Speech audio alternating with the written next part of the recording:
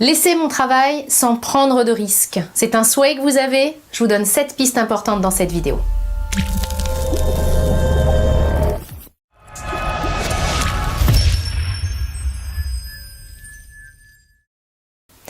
Bonjour et bienvenue, mon nom est Nathalie Martin. Je suis coach en éveil de conscience auprès des hommes et des femmes qui veulent une vie remplie de sens et d'abondance à tous les niveaux. Si c'est votre première visite ici sur ma chaîne, soyez les bienvenus. Je vous invite à vous abonner pour avoir en priorité mes prochaines vidéos et à lire toutes les informations écrites dans cette description. Laissez mon travail sans prendre de risques. Si vous regardez cette vidéo, c'est que c'est vraiment quelque chose qui vous tiendrait à cœur de pouvoir quitter le job que vous occupez en ce moment et en même temps, il se peut que vous ayez énormément de peur et que vous vouliez limiter les risques, voire même les annuler, et c'est ça qui vous a amené vers cette vidéo. Alors je veux tout de suite vous dire que dans cette vidéo, je veux vous donner 7 clés concrètes, 7 étapes pour que vous puissiez laisser votre travail, parce que si vous regardez cette vidéo, c'est que ça vous tient à cœur, tout en minimisant au maximum les risques.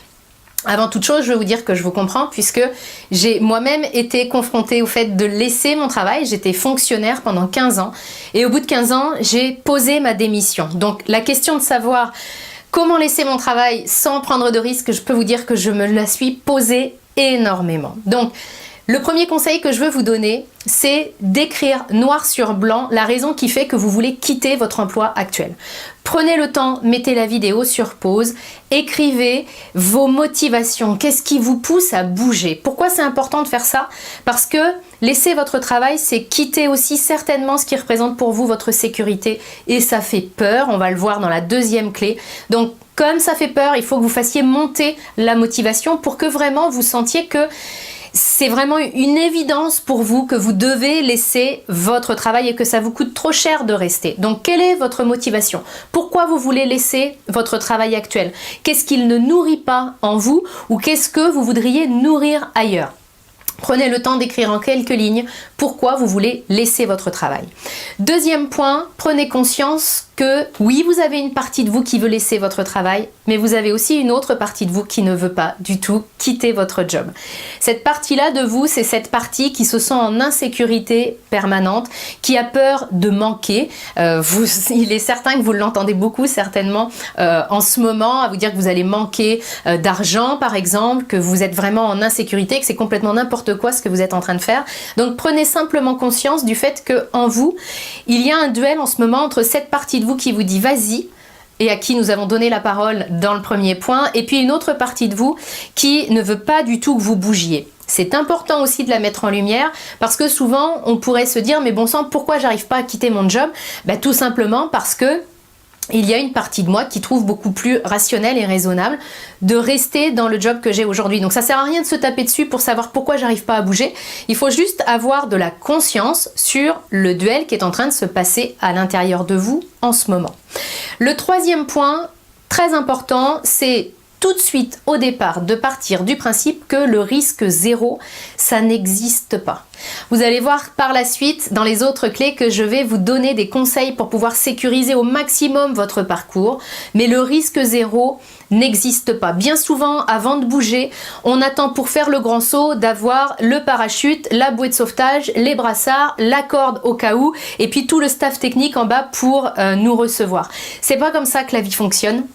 Donc même en minimisant, et vous allez le voir dans les prochaines clés, votre parcours, eh bien le risque zéro, c'est de rester dans votre job actuel. À vous de voir comment ça se passe dans votre corps quand vous imaginez finir votre carrière dans votre job. Mais c'est ça le risque zéro. Et encore, on pourrait très bien imaginer que vous ne puissiez plus non plus exercer cette activité-là. Donc le risque zéro pour laisser votre job, faites-en le deuil parce que sinon vous risquez d'attendre vraiment longtemps. Alors maintenant, ceci étant dit, la quatrième clé, ça va être de minimiser les risques le plus possible. Laissez votre job, une fois que la décision est prise, eh bien je vous invite à construire un plan, une stratégie. J'ai l'habitude de dire que notre intuition, elle va nous donner le premier pas. En l'occurrence, si vous regardez cette vidéo, c'est sans doute que vous ressentez un appel intérieur à vraiment laisser votre job.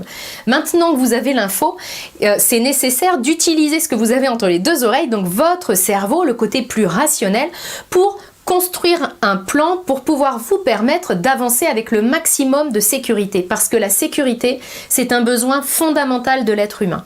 Moins vous allez avoir de vue sur les étapes à mettre en place, moins vous allez avoir de perspectives, de projections, de perspectives d'avenir, plus vous allez avoir peur et plus la partie de vous qui n'a pas envie de bouger, eh bien, elle va grandir. Donc vraiment, construisez un plan, parce qu'en ce moment vous êtes dans ce qu'on appelle une zone de confort. Moi j'aime l'appeler la zone de routine. En quittant votre job, vous allez passer dans ce qu'on appelle la zone de changement, mais au-delà de cette zone de changement, il y a ce qu'on appelle la zone de panique. Et ça, c'est pas une bonne zone du tout, parce que si vous prenez trop de risques, si vous partez vraiment en claquant la porte et puis où vous n'avez rien construit, là, vous allez pouvoir passer directement de votre zone de routine à votre zone de panique. Et comme son nom l'indique, dans cette zone, eh ben, on panique. Donc, on prend des décisions qui sont pas forcément justes, parce qu'on est en asphyxie, on est déjà en apnée et vraiment, on est dans l'urgence. Donc, ne vous placez pas dans l'urgence. Prenez le temps d'établir un plan. Je veux quitter mon job, donc l'idée, et là on va en venir à ma prochaine clé, à la 5e clé, c'est je veux le quitter pour aller où? Pour faire quoi? Dessinez déjà votre projet futur. Est-ce que c'est un autre job de salarié que vous souhaitez? Est-ce que c'est créer une activité? Plongez au maximum dans votre projet. Vous pouvez l'avancer en construisant déjà votre business plan, en vous renseignant, en regardant qui a déjà fait l'activité. Si c'est une activité que vous voulez créer, regardez qui a déjà créé cette activité-là et commencez à vous inspirer, à voir ce que vous aimez, ce que vous n'aimez pas. Si c'est un job de salarié, commencez déjà à voir ce qui se fait. Ça va déjà vous donner vraiment beaucoup de légèreté, parce que vous saurez qu'il y a une porte de sortie qui est en train de se dessiner. Et puis encore une fois, ça va vous permettre de gagner du temps et de minimiser et les risques et vos peurs. Donc ça, c'est vraiment quelque chose d'important. Autre point extrêmement important, c'est le 6e, c'est d'explorer toutes les options pour laisser votre travail sans prendre de risques. Bien souvent, on manque de curiosité et puis on commence à se mettre en tête une voie optimale pour laisser notre travail. Ça peut être, en ce moment c'est très en vogue, la rupture conventionnelle. Donc on se dit, voilà, je vais quitter mon job par la rupture conventionnelle, puis quand je la propose à mon boss, il n'est pas d'accord, j'en déduis que je ne peux pas laisser mon job. C'est pas ça. C'est que j'ai pas suffisamment ouvert l'échantillon, finalement, l'éventail plutôt de possibilités. Envisagez vraiment toutes les possibilités. La rupture conventionnelle, c'en est une. Le licenciement, c'en est une autre. Pour abandon de poste, ça aussi, ça se fait. Alors, ok, ça vient chercher des choses qui sont des résistances en nous, mais si ma priorité des priorités, c'est de laisser mon travail, par la porte ou par la fenêtre, je vais trouver une option qui fait que je vais arrêter d'aller dans ce poste-là. Donc, c'est important de rester concentré sur vos priorités. Est-ce que votre priorité, c'est de laisser votre travail? À partir de ce moment-là, on peut le construire.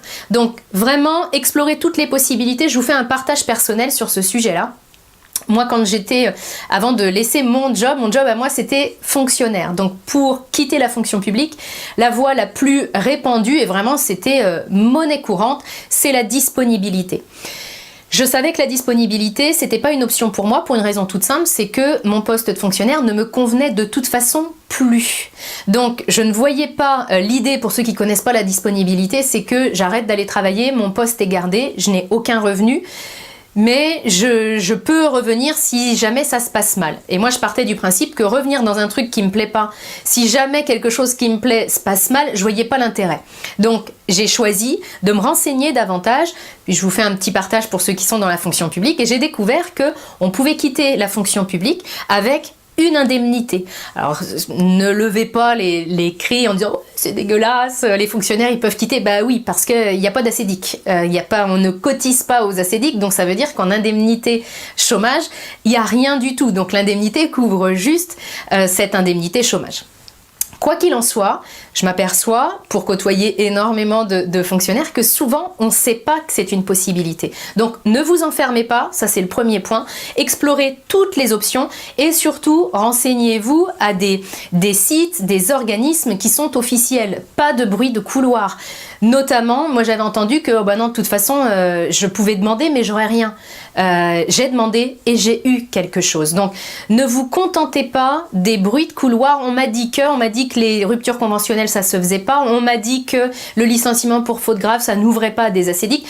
Ne rentrez pas dans ce genre de supposition, allez chercher des faits, du concret, parce que sinon vous allez nourrir cette partie de vous qui ne veut pas bouger et qui va être à l'affût de toutes les raisons pour lesquelles vous ne pouvez pas le faire.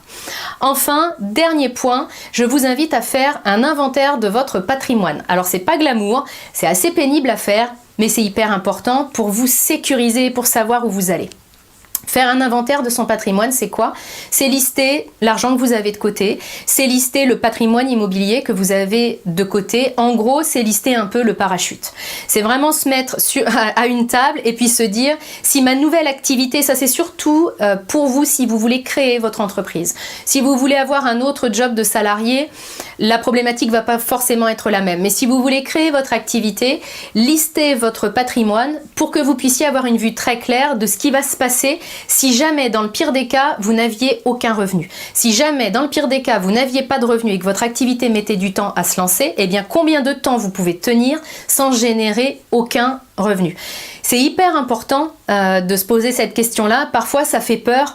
Donc, il y a un côté de nous qui ne veut pas le faire. Et en même temps, le fait de vous asseoir, ça vous donne des directions pour votre entreprise. Parce que si vous vous apercevez que dès le mois prochain, vous devez sortir 2 000 €, ben là, vous risquez d'être dans votre zone de panique. Donc, il faut peut-être que vous prévoyiez un plan B, un job à mi-temps, une autre activité ou quelque chose à faire le temps de créer de l'abondance financière avec votre nouveau projet. Et puis, si vous vous apercevez que en ne rentrant rien comme argent grâce à votre activité, vous pouvez vivre 6 mois, 1 an, 2 ans, bah déjà ça va apaiser vos peurs. Donc ça c'est vraiment un point important, faites le patrimoine, en plus ça va vous réconcilier, ça va vous faire un travail sur l'argent, parce qu'on a souvent peur de mettre le nez dedans, mais c'est vraiment important. La dernière chose que je puis vous dire, c'est que si vous réfléchissez à laisser votre travail, c'est que quelque part, la vie vous tire par la manche pour aller explorer d'autres horizons et vous en avez le droit. Donc vraiment, c'est une permission à se donner d'aller explorer. Si la vie vous tire par la manche, même si vous ne voyez pas tout l'escalier, eh bien, faites déjà, mettez le pas et le pied sur la première marche. Alors, j'enchaîne tout de suite avec ma question coaching pour vous. C'est quoi justement la première marche? Je vous ai donné des clés et des choses à mettre en place. Quelle est la première étape que vous pourriez faire pour laisser votre travail sans prendre de risques? N'hésitez pas à nous partager vos réponses dans les commentaires. Et puis si cette vidéo vous a plu, je vous invite à la partager pour qu'elle puisse également aider d'autres personnes qui se questionnent aussi professionnellement. Et pour aller plus loin, vous pouvez télécharger mon coffret 3 clés pour trouver le sens de votre vie. Vous avez le lien qui apparaît ici et qui se trouve dans la description qui accompagne la vidéo. Je vous retrouve très bientôt.